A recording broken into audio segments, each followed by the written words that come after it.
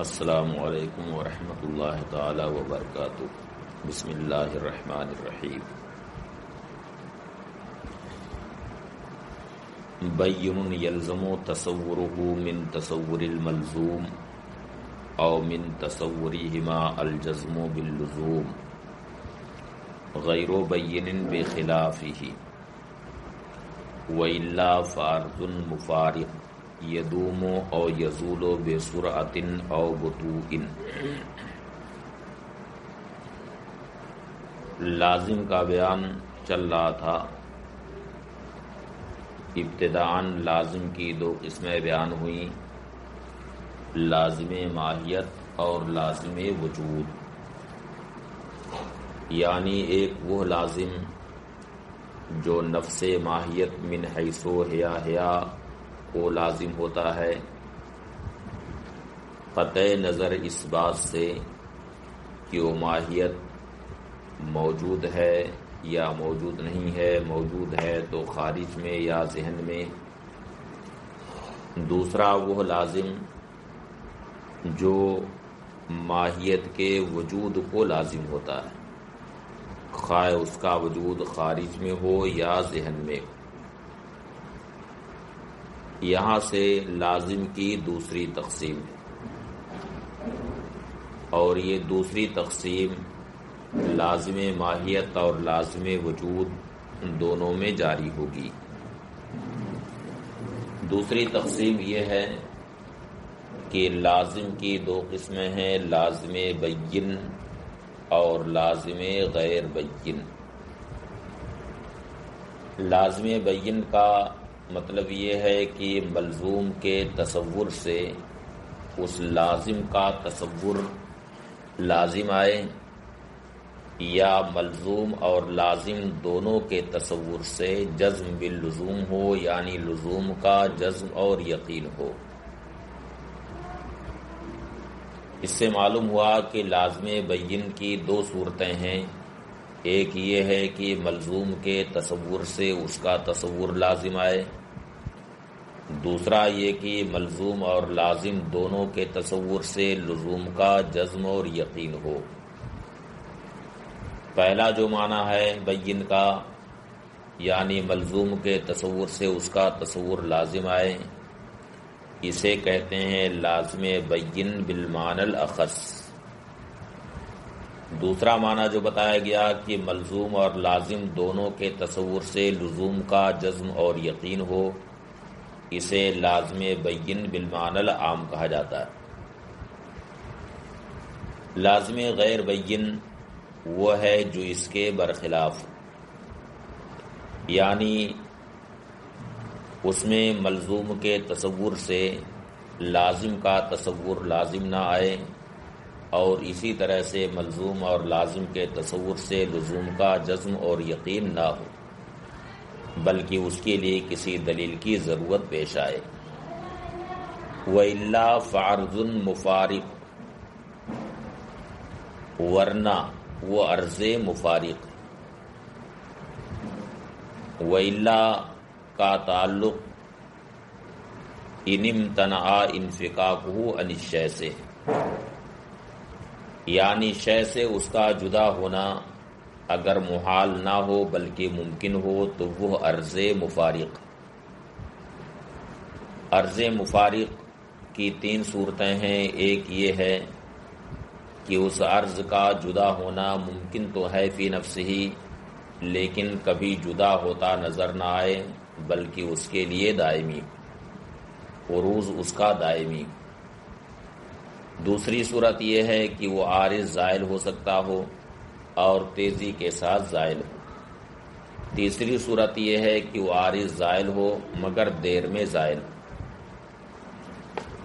قولہ بین، لازم بین، بین یلزم تصورہ، ھذا تقسیم ثان للازم، یہ لازم کی دوسری تقسیم ہے۔ ای لازم سواء کان لازم الماہیت او لازم الوجود، یعنی لازم خواہ لازم ماہیت ہو یا لازم وجود ہو. ینقسم الی قسمین، اس کی دو قسمیں، بین و غیر بین، لازم بین اور لازم غیر بین. البین الذی لا یحتاج فی الجزم باللزوم الی دلیل. لازم بین اس لازم کو کہتے ہیں جس میں لزوم کے جزم اور یقین کے لیے کسی دلیل کی ضرورت نہ ہو، بلکہ ملزوم کے تصور ہی سے لازم کا تصور ہو جائے، یا ملزوم اور لازم کے تصور سے لزوم کا جزم اور یقین ہو جائے، اس کے لیے کسی دلیل کی حاجت نہ ہو. کالشجاعۃ اللازمہ للاسد، جیسے کہ وہ شجاعت جو شیر کے لیے لازم ہے. تو شیر کی شجاعت اور بہادری کے لیے کسی یعنی اس کے جزم و یقین کے لیے کسی دلیل کی ضرورت نہیں ہے، بلکہ جیسے ہی شیر کا تصور ذہن میں ہوتا ہے تو اس کے ساتھ اس کی شجاعت و بہادری کا بھی تصور ہو جاتا ہے اور اس کا جزم و یقین ہو جاتا ہے. اس جزم و یقین کے لیے کسی دلیل کی ضرورت پیش نہیں آتی. فَإِنَّ لُزُومَهَا لَهُ لَا يَحْتَاجُ إِلَى دَلِيلٍ، اس لیے کہ شیر کے لیے شجاعت و بہادری کا لزوم کسی دلیل کا محتاج نہیں. وَهُوَ عَلَى قِسْمَيْن، اور اس کی دو قسمیں، البین بالمعنی الاخص، البین بالمعنی العام. ایک لازم بین بالمعنی الاخص، دوسری قسم ہے لازم بین بالمعنی العام. البین بالمعنی الاخص، لازم بین بالمعنی الاخص هو الذی یلزم من تصور الملزوم تصورہ، یہ وہ لازم ہے کہ ملزوم کے تصور سے اس کا تصور لازم آئے. کا کون الاثنین ضعف الواحد، جیسے کہ دو ایک کا دوگنا. تو دو کا ایک کا دوگنا ہونا یہ ایسا لازم بین ہے کہ اثنین کا تصور ہوتے ہی اس کا تصور ذہن میں آ جاتا ہے، کیونکہ جو شخص بھی دو عدد کا تصور کرے گا، دو کا تصور کرے گا، تو اس کے ذہن میں یہ تصور آئے گا کہ یہ ایک کا دوگنا ہے. فَإِنَّهُ لَازِمٌ بَيِّنٌ یلزم تصورہ من تصور الاثنین فقط، کیونکہ یہ ایسا لازم بین ہے کہ صرف اثنین کے تصور سے اس کا تصور لازم آتا ہے. لأن من ادرک الاثنین ادرک انہ ضعف الواحد، اس لیے کہ جو شخص بھی اثنین کا تصور و ادراک کرے گا وہ اس بات کا تصور و ادراک ضرور کرے گا کہ وہ ایک کا دوگنا. ھذا هو اللزوم المعتبر فی الدلالۃ الالتزامیہ عند المحققین، یہی وہ لزوم ہے جو دلالت التزامی میں معتبر ہے محققین کے نزدیک، کما عرفتہ جیسا کہ آپ جان چکے. یعنی دلالت التزامی میں اس معنی پر دلالت ہوتی ہے جو معنی موضوع لہو سے خارج ہو اور اس کو لازم ہو. تو وہاں پر کون سا لازم درکار ہے، تو اس کی طرف یہ اشارہ ہے کہ اس لازم سے مراد لازم بین بالمعنی الاخص، یعنی جو معنی خارج ہے اس معنی خارج کے لیے یہ ضروری ہے کہ وہ معنی موصول له کو ایسا لازم ہو جو لازم بین بالمعنی الاخص کما رفتا۔ البین بالمعنی العام هو الذي يلزم من تصور الملزوم واللازم والنسبت بینهما الجزم باللزوم۔ لازم بین بالمعنی العام وہ لازم ہے کہ ملزوم اور لازم اور دونوں کے درمیان جو نسبت ہے اس نسبت کے تصور سے، یعنی ملزوم کے تصور سے، لازم کے تصور سے، اور دونوں کے درمیان جو نسبت ہے اس نسبت کے تصور سے لزوم کا جزم اور یقین ہو۔ کل انقسام بے متساویین للاربع، جیسے کہ 4 کا منقسم بمتساویین ہونا، یعنی برابر برابر بٹ جانا،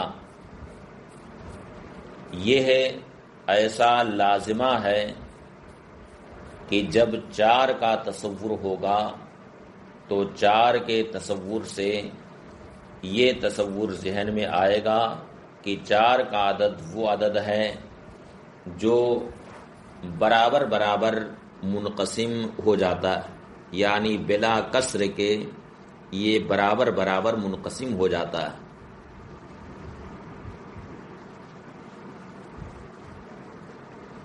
کل انقسام بمتساویین للاربع، جیسے کہ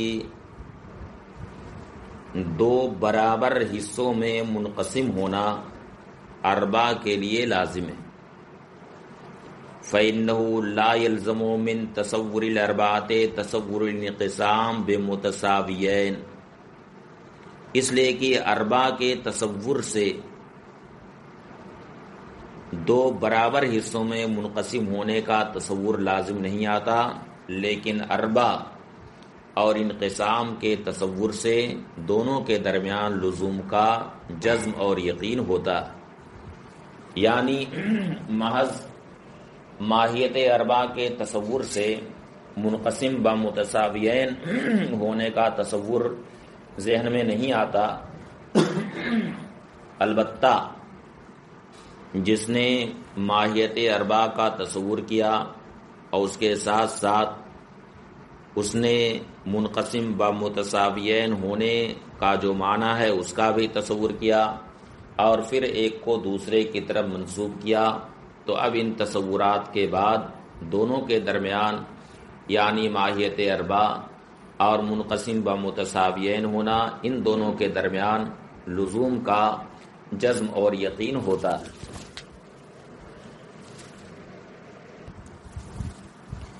غیر البین هو الذی یحتاج فی الجزم باللزوم الی دلیل۔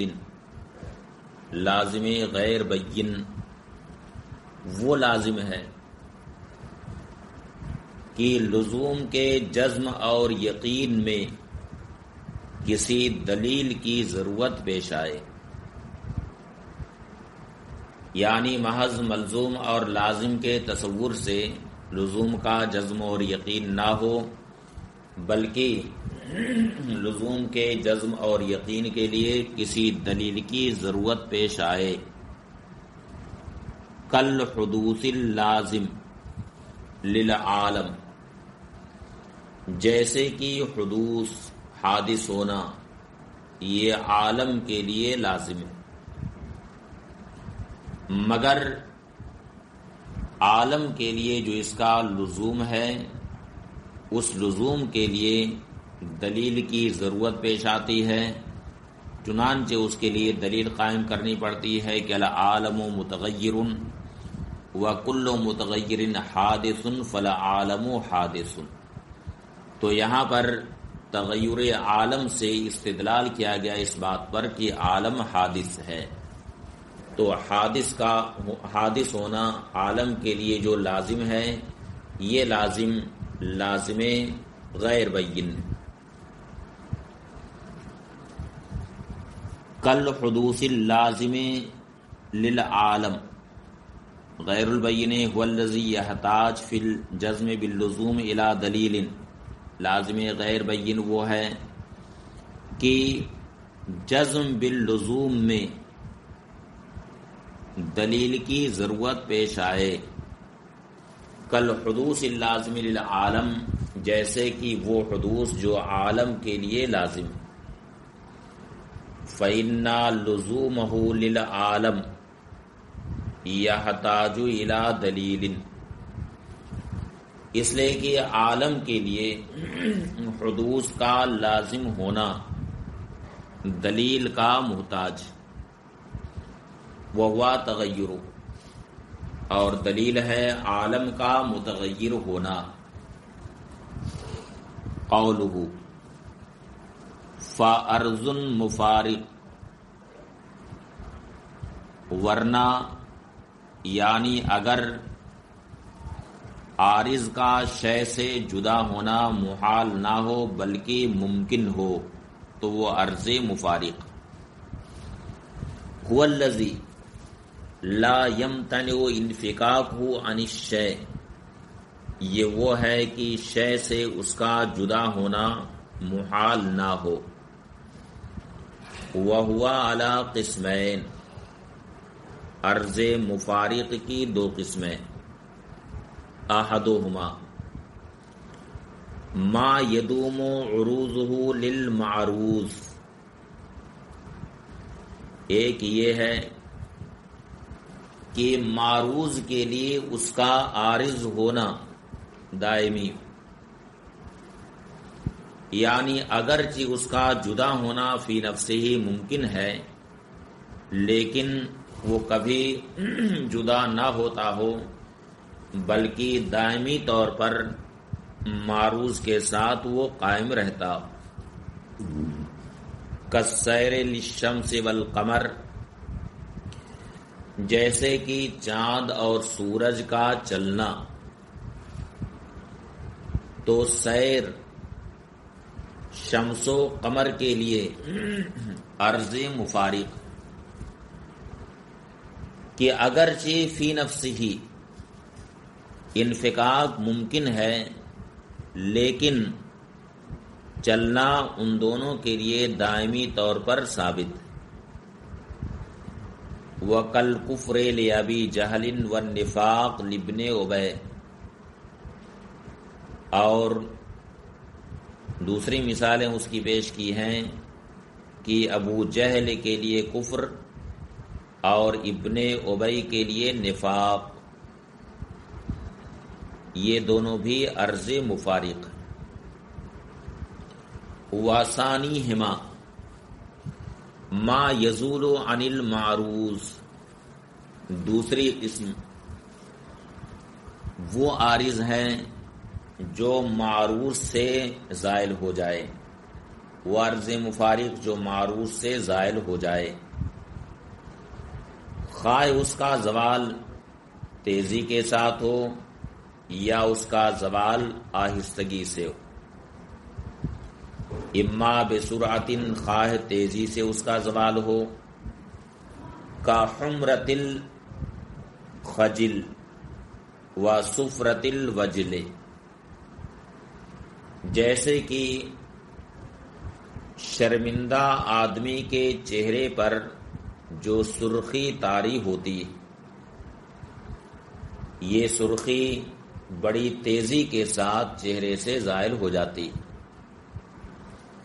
اور خوف و ہراس کے وقت چہرہ جو پیلا پڑ جاتا ہے تو پیلا پن بڑی تیزی کے ساتھ زائل ہو جاتا ہے. او بے بطوئن، یا آہستگی سے زائل ہو. کالشباب والامراض المزمنہ، جیسے کہ جوانی طاری ہوتی ہے مگر تیزی کے ساتھ زائل نہیں ہوتی بلکہ آہستہ آہستہ اس کا زوال ہوتا ہے۔ اور اسی طرح سے وہ بیماریاں جو ایک زمانے سے عارض ہوتی ہیں، ایک زمانے سے وہ بیماریاں طاری رہتی ہیں، تو وہ سب بھی تیزی سے زائل نہیں ہوتی، بلکہ آہستہ آہستہ ان کا زوال ہوتا ہے۔ فَإِن قِيلَ، اب ایک سوال یہ پیدا ہوتا ہے کہ وہ عارض جو معروض کے ساتھ ہمیشہ ہوتا ہے، دائمی ہوتا ہے، اسے عرض مفارق کیوں کہا گیا؟ کہ مفارق کا معنی ہے جو جدا ہو، اور یہ جب اس کے لیے ہمیشہ ہوتا ہے تو پھر یہ عرض مفارق نہیں ہوا، تو اسے عرض مفارق کیسے کہا گیا؟ اس کا جواب یہ ہے کہ مفارق کا معنی صرف اتنا ہے کہ اس کا جدا ہونا فی نفس ہی ممکن ہو۔ یہ الگ بات ہے کہ جدا نہ ہوتا۔ عرض مفارق ہونے کے لیے صرف اتنا کافی ہے کہ فی نفس ہی جدائی ممکن ہو۔ یہ الگ بات ہے کہ جدائی کبھی واقع نہ ہوتی ہو، یا یہ ہے کہ کبھی واقع بھی ہو جائے۔ فَإِن قِيلَ الْأَرْضُ الْمُفَارِقُ كَيْفَ يَدُومُ، اگر کہا جائے کہ عرض مفارق کیسے ہمیشہ رہے گا، فَإِنَّهُ لَوْ كَانَ دَائِمًا لَمْ يَكُنْ مُفَارِقًا، کیونکہ اگر وہ ہمیشہ رہے تو پھر وہ مفارق نہ ہوا۔ قلت، میں جواب دوں گا، المراد بالمفارق المفارق بحسب الامکان، مفارق سے مراد وہ ہے جو بحسب الامکان، یعنی امکان کے اعتبار سے جو مفارق ہو، یعنی جس کا جدا ہونا فی نفسی ممکن ہو۔ یہ الگ بات ہے کہ کبھی جدا نہ ہوتا۔ سواء وقعت المفارقۃ بالفعل او لم تقع اصلا، خواہ بالفعل جدائی واقع ہو یا جدائی کبھی بھی واقع نہ ہو۔ فالدوام بحسب الواقع لا ينافی المفارقۃ بحسب الامکان، تو واقع اور نفس الامر کے اعتبار سے دوام یہ ہے، امکان کے اعتبار سے جدائی کے منافی نہیں۔ ایسا ہو سکتا ہے کہ فی نفس ہی جدائی ممکن ہو، لیکن واقع اور نفس الامر میں جدائی کبھی نہ ہوتی ہو۔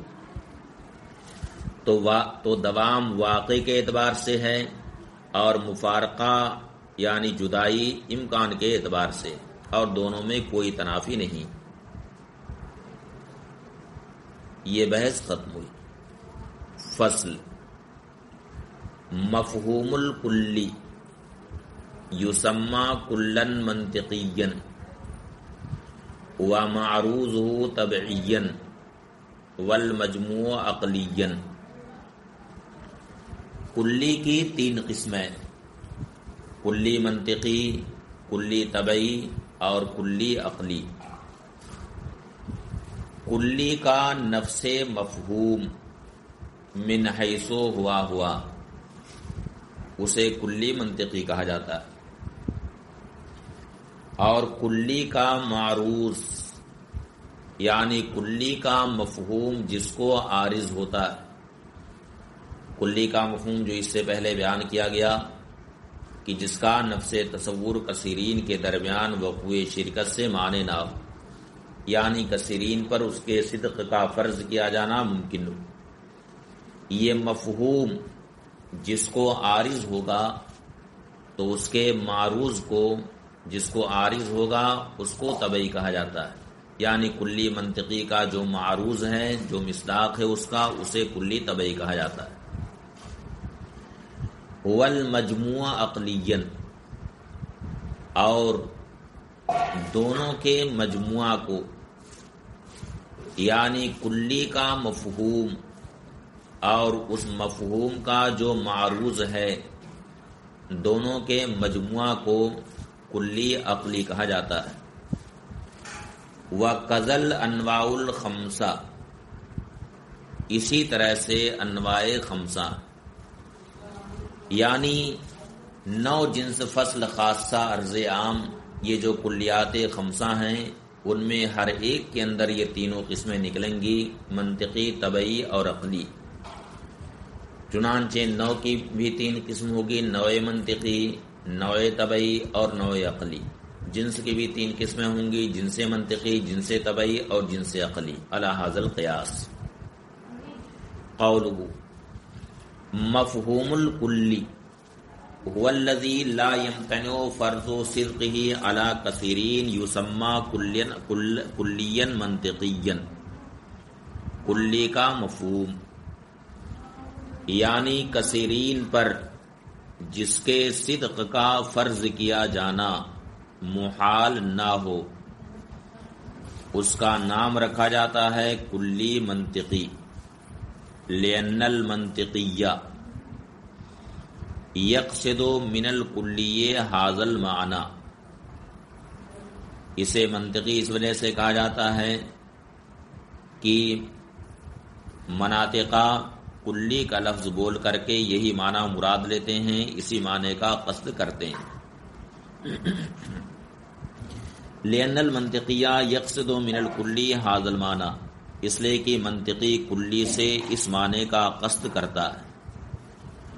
وَمَعْرُوزُهُ، اور اس کا معروض، اے ما تعرض لہ الکلیت، یعنی کلیت جس کو عارض ہوتی ہے، یسمى کلیا طبعیا، اس کا نام کلی طبعی رکھا جاتا ہے۔ لأنہ طبیعۃ من الطباع، اسے کلی طبعی اس وجہ سے کہتے ہیں کہ کلیت کا جو معروض ہوتا ہے وہ کوئی نہ کوئی طبیعت ہوتی ہے، طبائع میں سے کوئی طبیعت ہوتی ہے، اس لیے اسے کلی طبعی کہا جاتا ہے۔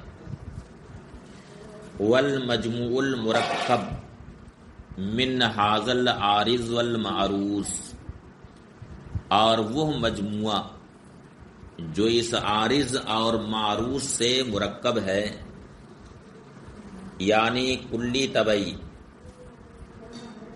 اس حال میں کہ وہ اس بات سے موصوف ہو کہ اس کے صدق کو کثیرین پر اس کے صدق کو فرض کیا جانا محال نہ ہو، یسمى کلیا عقلیا، اس کا نام کلی عقلی رکھا جاتا ہے۔ لأنہ لا یوجد الا فی العقل، اس لیے کہ یہ کلی عقل ہی میں پائی جاتی ہے۔ لأن ملاحظۃ الانسان بأنہ یصدق علی کثیرین انما ہوا فی العقل، اس لیے کہ انسان کا لحاظ اس طور سے کرنا جو کثیرین پر صادق آئے، یہ لحاظ عقلی ہی میں ہوتا ہے، اس وجہ سے اسے کلی عقلی کہتے ہیں۔ وَكَذَا الْأَنْوَاءُ الْخَمْسَةُ، اسی طرح سے انواع خمسہ، اے وَكَذَا أَنْوَاعُ الْخَمْسَةُ، یعنی اسی طرح سے کلی کی 5 قسمیں، جنس، نوع، فصل خاصہ اور عرض عام۔ یجری فی کل واحد منہا ھذہ الاعتبارات الثلاثہ، ان اقسام خمسہ میں ہر ایک میں یہ تینوں اعتبارات جاری ہوں گے۔ فمفہوم الجنس، تو جنس کا مفہوم من حیث ہوا جنس کا مفہوم جو اس سے پہلے بیان کیا گیا، یعنی جو کثیرین مختلفین بالحقائق پر ما ہوا کے جواب میں بولی جائے۔ وَهُوَ الْمَحْمُولُ عَلَى الْكَثِيرِينَ الْمُخْتَلِفِينَ بِالْحَقَائِقِ فِي جَوَابِ مَا هُوَ، یعنی وہ کلی جو کثیرین مختلفین بالحقائق پر ما ہوا کے جواب میں بولی جائے، یسمى جنسا منطقیا، اس کا نام جنس منطقی رکھا جاتا ہے۔ وَمَعْرُوضُ الْجِنْسِ، اور جنس کا معروض، اے ما تعرض لہ الجنسیت، یعنی جنسیت جس کو عارض ہوتی ہے، کل حیوان، جیسے کہ حیوان، والجسم النامی، اور جسم نامی، یسمى جنسا طبعیا، اس کا نام جنس طبعی رکھا جاتا ہے. هو المجموع المرکب منہما، اور وہ مجموعہ جو ان دونوں سے مرکب ہوتا ہے. یسمى جنسا عقلیا، اس کا نام جنس عقلی رکھا جاتا ہے. وَكَذَا النَّوْعُ، اسی طرح سے نوع بھی، یعنی نوع کا مفہوم جو اس سے پہلے بیان ہوا ہے، یعنی وہ کلی جو کثیرین متفقین بالحقیقت پر ما ہوا کے جواب میں بولی جائے، یہ مفہوم اسے نوع منطقی کہا جاتا ہے. اور یہ مفہوم جس کو عارض ہو، مثلا انسان فرض، تو اسے نوع طبعی کہا جاتا ہے. اور ان دونوں کا مجموعہ یعنی عارض اور معروض کا مجموعہ اسے نوع عقلی کہا جاتا ہے. وَكَذَا النَّوْعُ سَائِرُ الْكُلِّيَّاتِ الْخَمْسِ، اسی طرح سے نوع اور دیگر کلیات خمسہ. والحق ان وجود الطبعی بمعنی وجود اشخاصہ، مصنف نے یہاں سے ایک اختلاف کی طرف اشارہ کیا.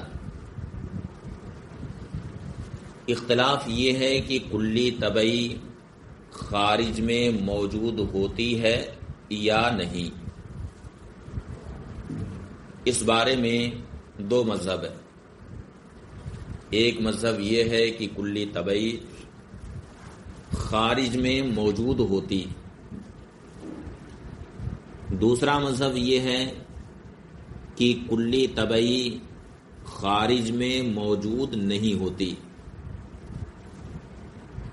بلکہ خارج میں کلی طبعی کے وجود کا معنی صرف اتنا ہے کہ کلی طبعی کے اشخاص اور افراد خارج میں موجود ہوتے ہیں، باقی کلی طبعی خود خارج میں موجود نہیں ہوتی. والحق ان وجود الطبعی وعلم، یہ اختلاف مناطقہ کا جو ہے یہ صرف کلی طبعی کے بارے میں ہے، باقی کلی منطقی اور کلی عقلی کے بارے میں کوئی اختلاف نہیں.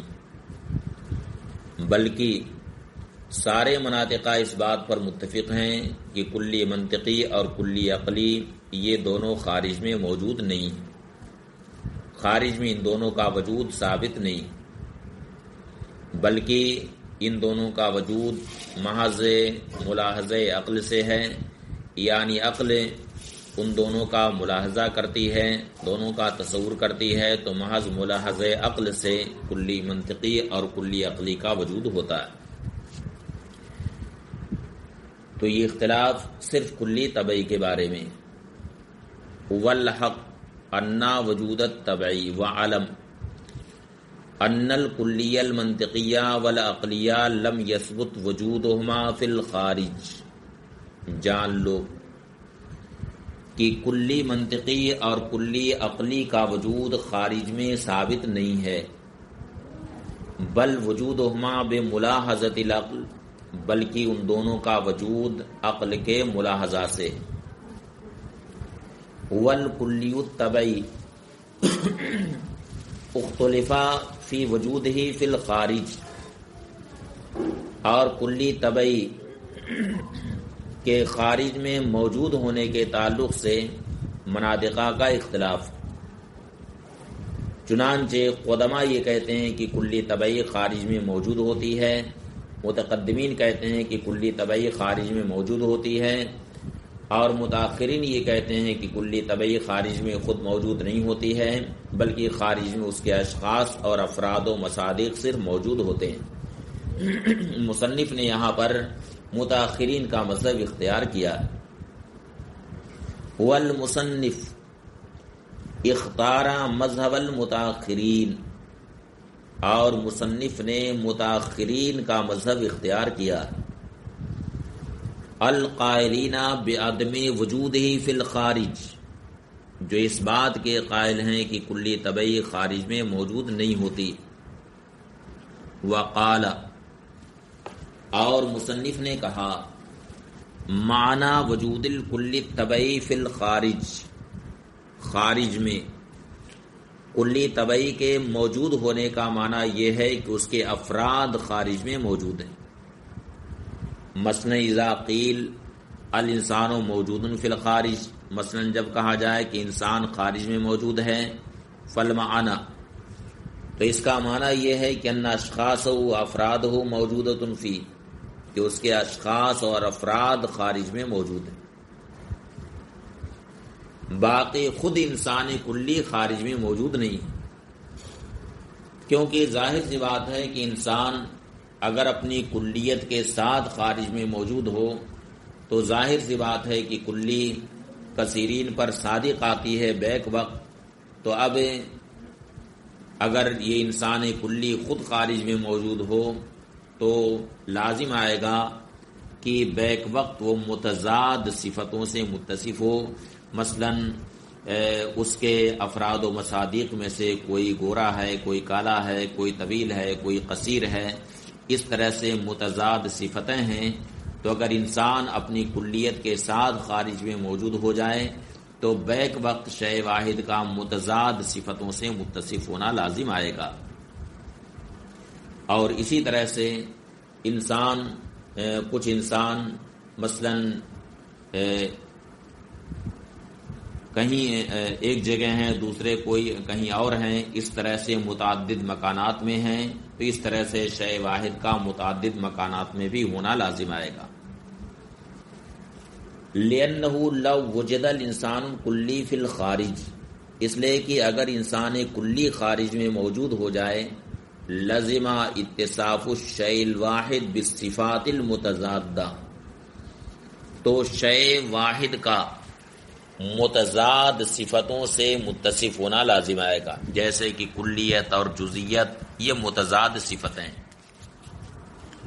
ہوا لازمہ، اور اسی طرح سے سواد و بیاض اور طویل ہونا، قصیر ہونا، یہ سب متضاد صفتیں ہیں، تو ان متضاد صفتوں سے متصف ہونا لازم آئے گا.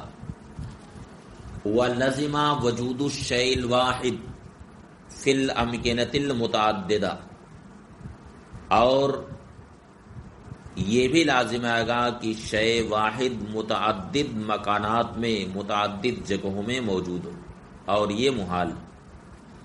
اس لیے معلوم ہوا کہ کلی طبعی خود خارج میں موجود نہیں ہوتی ہے، بلکہ خارج میں صرف اس کے اشخاص اور افراد موجود ہوتے ہیں. الاسئلہ، اب یہ نیچے سوالات دیے گئے ہیں مذکورہ بحثوں سے متعلق. ان سوالات کو آپ حضرات پڑھیں اور انہیں حل کریں. بین وجہ انحصار الکلیات فی خمس، یعنی 5 اقسام میں کلی کے منحصر ہونے کی وجہ بتائیے. دوسرا سوال، عرف الکلیات الخمس، کلیات خمسہ کی تعریف کیجیے. ابین اقسام الجنس والنوع، اور جنس اور نوع کے اقسام بتائیے.